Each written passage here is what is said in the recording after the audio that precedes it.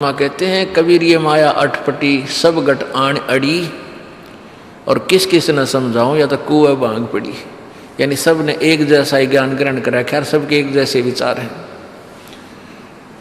अब झूठा सुख कौन सा है? इन कार कोठियों को हम अपना मानते हैं, संतान संपत्ति को अपना मानते हैं। इसका उदाहरण आपको दे दिया। परमात्मा कहते हैं राम नाम कड़ुआ लगे और मीठे लागे दाम, दुविधा में दोनों गए भाई माया मिली ना राम। माया तो मिले को नहीं। यानी मान लीजिए आपके पास अरबों संपत्ति अरबों हो भी गई तो वह तेरी नहीं। आपको दो चार रोटी सुबह चार रोटी शाम है, और एक वर्ष में गणित गणे 4 कपड़े कुर्ते पजामे बहुत। एक वर्ष में खत्म, आप पाटे को नहीं, ऐसा ही काम रह रहा आजकल। और 2 जोड़ी चप्पल कुर्ते जूते, और एक खाट का स्थान, एक चारपाई आ जा, गणित गणित 2 आ जा, जितने एक परिवार एक व्यक्ति को एक चारपाई। कहने का भाव यह कि ऐसा सीमित सा मकान, इतने की आवश्यकता आपको है, और बाकी पैसा आपके पास उसने के सिर में मारोगे, क्या करोगे उसका? अब या तो कि तो बकवादा में लावेगा, कि तो शराब पीवेगा, कि तो और कोठी खरीद कर गिर देगा, उस पर कोई कब्जा कर लेगा, फिर लट्ठम लट्ठा मुकदमे होंगे। या कोई ले लेगा रिश्तेदार या कोई मित्र बनकर फिर दे को ना, फिर खेचा तानी रात ने नींद आओ ना, वह रखेगी बेगन में पातरे वो माया तने जीर्ण नहीं दे। और माया तो परमात्मा कहते हैं इस जीव की सबसे बड़ी शत्रु है, जो भगवान से दूर करे। अभी झूठे सुख को सुख मान लिया, कार कोठी होगी, बढ़िया व्यापार बिजनेस या कोई नौकरी होगी, तो भगवान से 100 कोस दूर है वो प्राणी। कोई एक आध पुण्यात्मा इसे प्रेरणा होकर आ जाता, वो तो फॉर एग्जाम्पल होते हैं। तो परमात्मा कहते हैं इसे सुख का आग लगे जो भगवान से दूर करे। परमात्मा कहते हैं वो दुख अच्छा हमारे लिए जो परमात्मा के चरणों में हमें लगाए रखे। कबीर साहब कहते हैं सुख के माथे पत्थर पड़ो जिससे नाम रट देते जावे, और बलिहारी वो दुख जो पल पल नाम रटावे। कि हे परमात्मा इसे सुख की हमने जरूरत नहीं, जो भगवान से दूर करे। पत्थर पड़ो इसे सुख के ऊपर, और बलिहारी उस दुख के जो पल पल नाम रटावे। जैसे भक्त नाम ले रखा किसी ने, और उसको कोई पीड़ा हो जाती है, चिंता शुरू हो जाती है उसको। हे भगवान कदे कैंसर ना हो जा, हे परमात्मा कोई और ऑपरेशन ना बन जा। तो वहाँ तक जाता है जहाँ डॉक्टर के पास, और भगवान याद रह कर आता है। और वहाँ जाकर डॉक्टर करता है अल्ट्रासाउंड और एक्सरे वगैरह करके बता देता है कि आपको वैसी कोई खास बीमारी नहीं है, नॉर्मल सी है, ये दवाई लो ठीक हो जाए। उसके बाद फिर परमात्मा के गुण कितने गाता है वो। जो भक्ति से दूर हैं वो तो भूल भाल जाते हैं, उनको तो परमात्मा याद आता है, कोई ना डॉक्टर दिखे। और पुण्यात्मा जो भक्ति करते हैं उनको डॉक्टर नहीं भगवान पहले दिखाई देता है। पुण्यात्मा आपके प्रारब्ध में, आपके संस्कार में मृत्यु है और कैंसर से है, और वो होगी, नाम ले रखा आपने, और डॉक्टर ने भी डिक्लेयर कर दिया कि कैंसर है भाई। पीछे आपको उदाहरण दिया था, एक लड़का रोहतक से, इकलौता पुत्र, और 10 साल के बाद पुत्र प्राप्ति हुई, और उस लड़के का कान में कैंसर बता दी, PGIMS रोहतक तक। उन डॉक्टरों ने फाइनल कर दिया, और उसका पूरा डाटा अपने मोबाइल में नोट कर लिया कि इसका ऑपरेशन करवा ले और दिल्ली ले जा, हम नहीं कर सकते। वो रोता हुआ यहाँ आए। अब क्या है कि ये काल बड़ा उस्ताद है,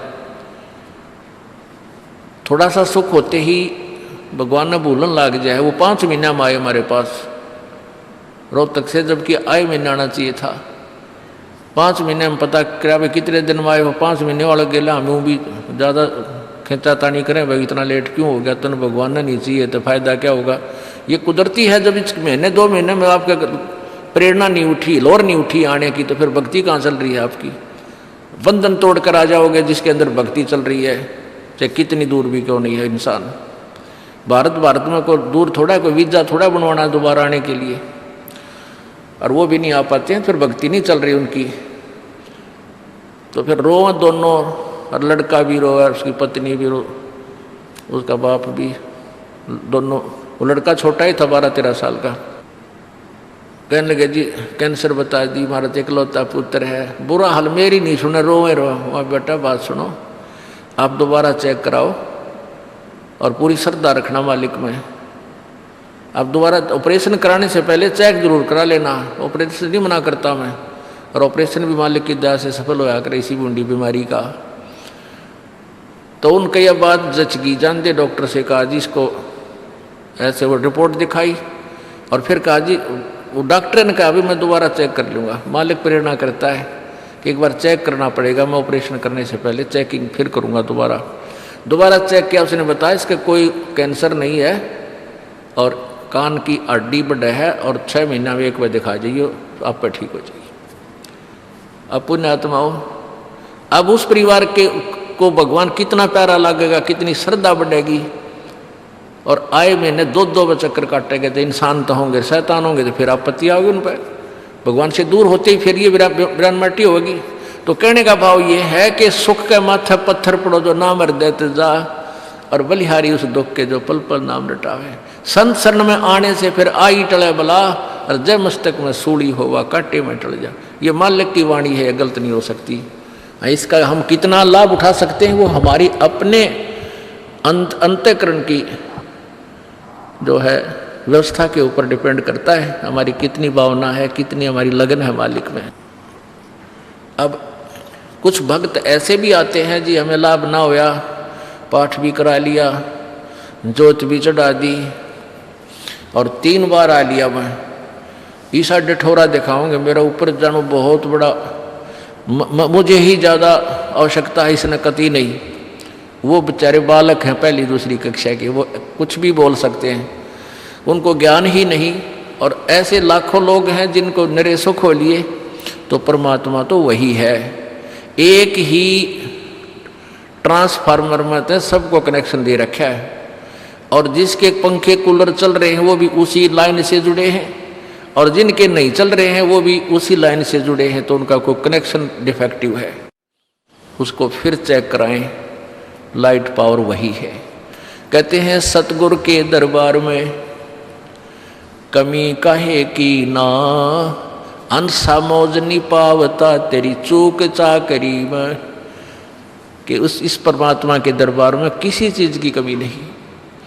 और परमात्मा आप पर बताते हैं कि यदि तुझे लाभ नहीं मिल रहा तेरी चूक चाकरी में, आपके अंदर कोई श्रद्धा में कमी है, आपकी भावना में कमी है, या आपका कनेक्शन लूज है, आपका कनेक्शन कट ऑफ हो गया, वह पावर आ नहीं रही। इस परमात्मा कबीर जी के शब्द कोश में असंभव शब्द नहीं है। इस कबीर परमेश्वर की डिक्शनरी में इम्पॉसिबल वर्ड नहीं है, ये वो भगवान है। और फिर भी हम इससे लाभ नहीं प्राप्त कर पा रहे हैं, तो हमारी कोई क्रियाओं में, हमारी भावनाओं में त्रुटि है। और जब तक देखो सीधी सी बात है, हमने हैंडपंप से जल लेना है तो पात्र को नीचे ही रखना पड़ेगा। तो सतगुरु के दरबार में आके आपको अधीन होना ही पड़ेगा। अधीन हुए बिना भगवान मदद नहीं करेगा। रावण ने भक्ति भी की, लेकिन उसमें अधीन्य की कमी थी, और अधीन्य की कमी उसको लेकर डूबेगी। नहीं, रावण जैसी भक्ति कोई 7 जन्म नहीं कर सकता, कितना साधक बन जाओ। जब परमात्मा के नाम पर यहाँ से काट कर चढ़ा देना अगले समर्पण, तो कहने का भाव ये है कि और फिर उसके अंदर जैसा किया वैसा फल उसको मिलता रहा, लेकिन अधीन्य नहीं आई, फिर सारी करी कराई खो दी। तो इसलिए हमारे अंदर विनम्रता यानी सच्ची लगन, अंतःकरण में सत्यता, छल कपट नहीं रखा माड़ी सी भी अपने सच्चे दरबार में आवे। गुरु जी के प्रति कोई विकार, यहाँ कर कोई भी दोष नहीं देखा है। यदि आप किसी में दोष देख रहे हो, वो दोष आपके अंदर है। एक चोर के यहाँ कोई व्यक्ति डट गया रात में, रात चलता शरीफ व्यक्ति, तो वो चोर सारी रात जागता रहा कि कहीं ये रात ने उठ कर तेरे घर में गड़बड़ ना कर जा, चोरी ना कर ले जा। और वो भला आदमी सामने सोया था, सवेरे उठा और सवेरे राम रमी करके चला गया, रात काटनी थी। अब वो दोष उस चोर में था कि कदे ये चोरी ना कर ले, रात ने तेरा सामान ना निकाल ले जा। और वो भला आदमी चैन से सो रहा, उसको लेना नहीं देना। तो ऐसे ही एक घर में चोर आ गया, रात राह चलता व्यक्ति था, वो था चोर, डट गया किसी के घर पे। उस भले व्यक्ति ने वो चोर ना दिखाई दे था क्योंकि उसमें दोष नहीं था। उसने अपने घर में उसको रोका, गर्मी सर्दियों के दिन थे, वहीं जहाँ आप सारा परिवार सो रहा था वहाँ सो गया। रात ने उठ के उन्हीं के घर में चोरी करके चोर जाता रहा। अब वो भले आदमी के मन में दोष नहीं था, वो ना जा गया क्योंकि उसने अपने जैसा दिखा था। और वो भला आदमी उस चोर के घर डटिया तो उस चोर ने वो भला आदमी भी चोर दिखाई देता, वो दोष उसके अंदर है। तो इसी प्रकार आप किसी अन्य में कोई दोष देख रहे हो, वो आपके अंदर उससे अधिक मिलेगा। ये टटोल कर देख लेना। जब आपके अंदर कोई दोष है नहीं तो आपको दूसरे में दिखे को ना। ये एक अपना दर्पण है अपने अंदर के विकार देखने का। परमात्मा कहते हैं बुरा जो देखने में चला बुरा ना मिलिया कोई, और जब दिल खोजा अपना मेरे तो बुरा नहीं कोई। जो क्रिया हम बुराई करते हैं हम दूसरे में देख लेते हैं, 20 आगे गावांगे, देख रहे हो वो नौकरो थी, वो नौकरो था, और वो आप 20 करे उतने। तो हमने पहले अपने अंतःकरण को साफ करना चाहिए, फिर और करे तो अपने आप बढ़ेगा। तो हम ठेकेदार ना बनकर अपनी भक्ति करें और परमात्मा को पाने का प्रयत्न करें, यहाँ से पीछा छुटवाने का। ये व्यवस्था तो मालिक की है, वो किसने कैसे क्या सेट करना है। तो इस प्रकार यहाँ आते हुए भी लाभ नहीं हो रहा, फिर भी आपकी कोई कमजोरी आपको सेध रही है, दुख दे रही है, बाधक बन रही है, उसको ठीक करो। अब प्रसंग चल रहा है कि झूठे सुख को सुख है ये मान रहा मनबोध, ये सकल चबीना काल का और कुछ मुख में कुछ गोद है। अब परमात्मा क्या बताते हैं,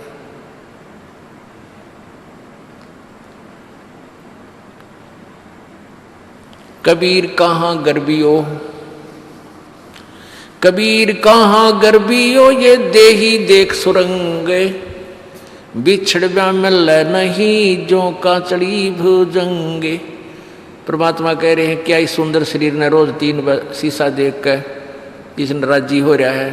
कहते हैं एक बार जब भक्ति नहीं करी छूट गया तो ऐसे जागा जैसे सरप कैंचुली छोड़ जाया करे, और उस कैंचुली के में फिर दोबारा प्रवेश नहीं कर सकता वो।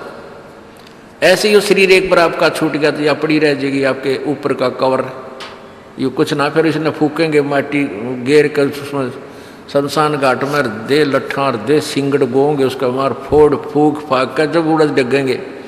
और तय इसमें फूला नहीं समानता। इससे लाभ उठाना है, चाहे किसा भी शरीर है आपका, वृद्ध है चाहे बालक है, जवान है चाहे किसा भी है, अभी आपको बताया था जैसा भी है, कारा काला गोरा, अपनी भक्ति करो, पीछा छुटवाओ, या माटी एक सी है सबकी। भाई जो गुरु बचन पे डट गे रकट गे फंद 84 के, कट गे फंद 84 के, रकट गे फंद 84 के।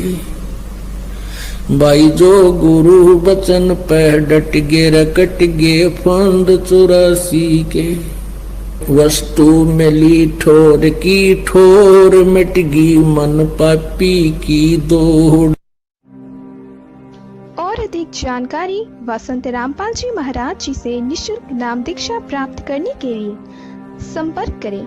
हमारे संपर्क सूत्र हैं 8222880541, 8222880542। आप नीचे स्क्रीन पर दिए गए हमारे अन्य नंबरों पर भी संपर्क कर सकते हैं। विजिट करें हमारी वेबसाइट पर। हमारी वेबसाइट है www.jagatgururampalji.org। अगर आप ये वीडियो YouTube पर देख रहे हैं तो हमारे चैनल को सब्सक्राइब करें और बेल आइकन को दबाना ना भूलें। अगर आप Facebook पर ये वीडियो देख रहे हैं तो हमारे पेज को लाइक करें।